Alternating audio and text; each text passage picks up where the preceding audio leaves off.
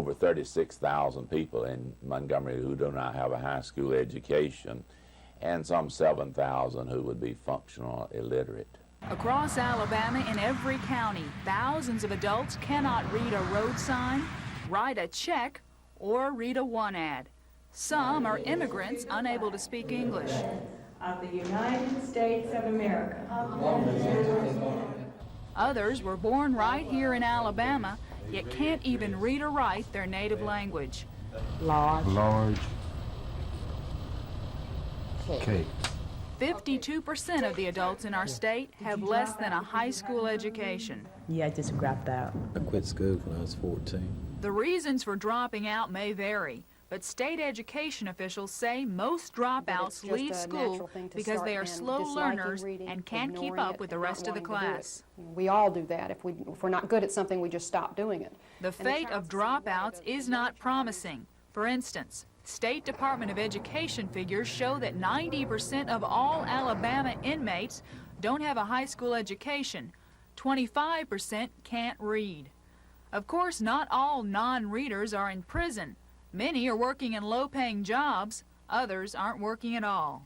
You can't get no job unless you know how to read. The cost of adult illiteracy to Alabama taxpayers is tremendous. The State Department of Education estimates that $47 million could be saved each year in prison and welfare costs if adult illiteracy was eradicated. Lisa Walsh, WSFA TV News.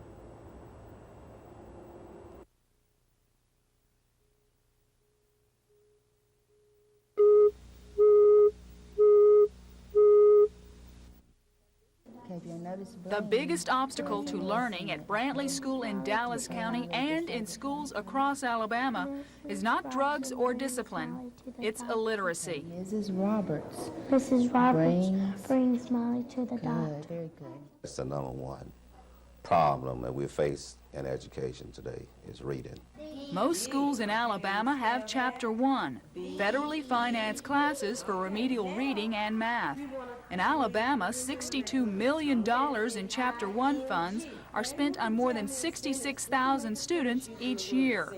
But different children can't read for different reasons, and Chapter 1 classes don't always solve the reading problems of slow learners who need individual attention. Regular classroom teachers simply can't devote the entire class period to 2 or 3 students. They still have to be responsible for the other students that they have during that particular period. Many classroom teachers don't have the time, and until last year, Principal Todd had no way to solve the reading problem at his school.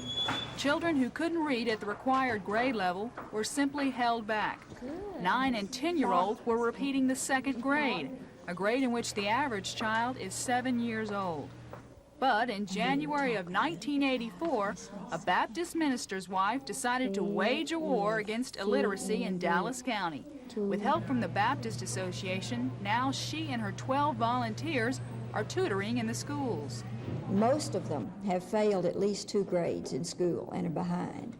And so by working with them in this one-on-one teaching, we're able to help raise them to the normal level. That one-on-one attention is crucial. Children who before had no chance of advancing in school and were potential dropouts because they couldn't read are now reading. He is parking the car at the mall. Anyone interested in getting involved with the Dallas County Reading Program or starting one in your own county should call Mary Jean Allison in Selma at 872-8678. Lisa Walsh, WSFA TV News at Brantley School in Dallas County.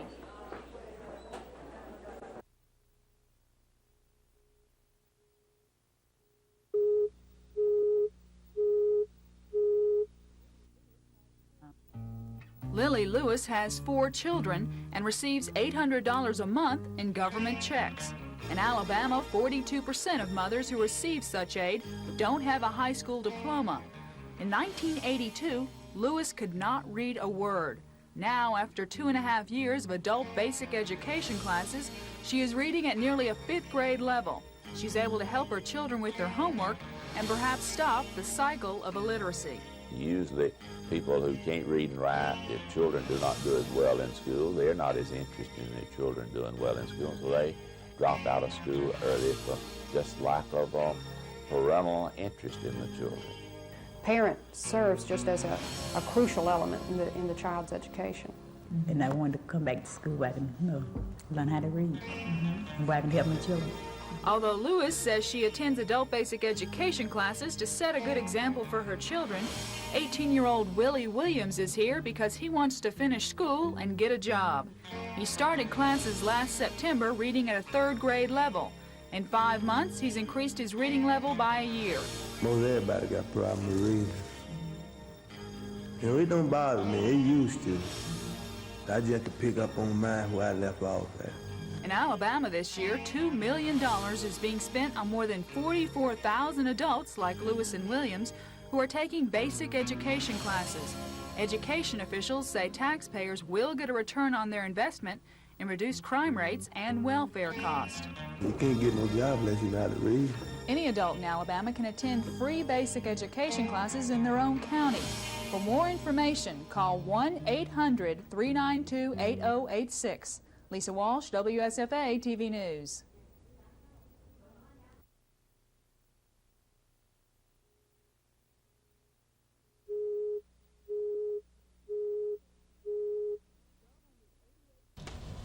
$1,288 prisoners are enrolled in 2 Alabama technical colleges at an average annual cost of $2,454 per inmate.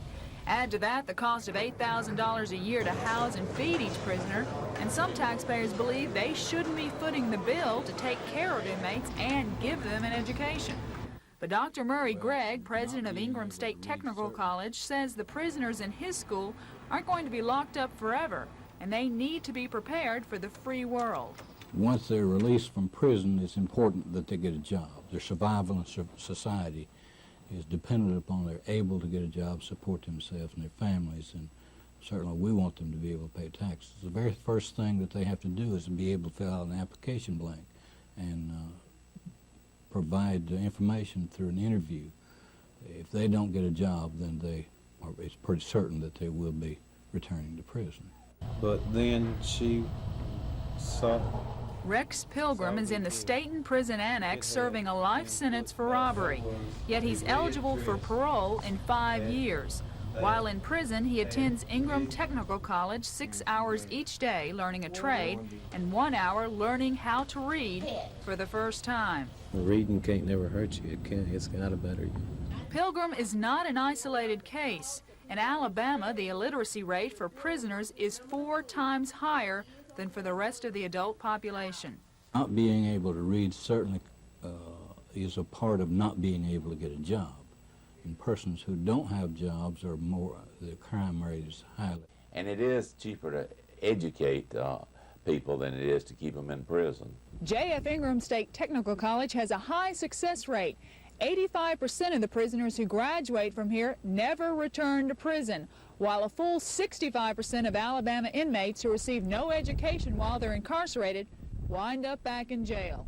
Lisa Walsh, WSFA TV News, Elmore County.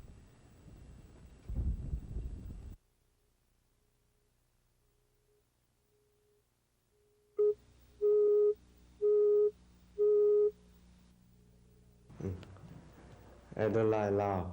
I don't like communist. I like American. They're trying to start new lives. They've really been forced out of their own country. They know they cannot go back, and so they're starting all over again. They're our new pioneers. They are refugees, boat people to most of us, permanent residents to the government. They must live here for 5 years and know how to read and write English before they can become U.S. citizens. Indivisible. Indivisible. With liberty, and justice, for all. The New Life Center in Montgomery has a $98,000 federal grant to pay for the cost of teaching these Laotians how to read, write, and speak English. Do you love bananas? Yes. But while the government funds basic English classes for Indo-Chinese refugees, language programs for people of other nationalities are not funded here. So in March of 1979, the Baptist Association started a volunteer teaching program at Heritage Baptist Church in Montgomery. Adults from 32 different countries have enrolled in the free classes. They want to talk like us and be able to go to the store and communicate what their needs are. So it's a social type of class. Make friends and learn how to get along in Alabama. The teachers, who usually only speak English, use the Laubach method, which incorporates body language and pictures to get the point across.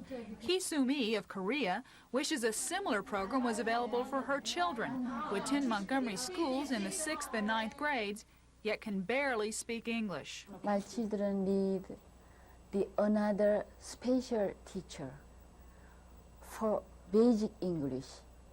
But the teacher told my husband, we have not enough teacher. For more information on the conversational English classes, call Jim Lilly of the Montgomery Baptist Association at 264-2226. Lisa Walsh, WSFA TV News.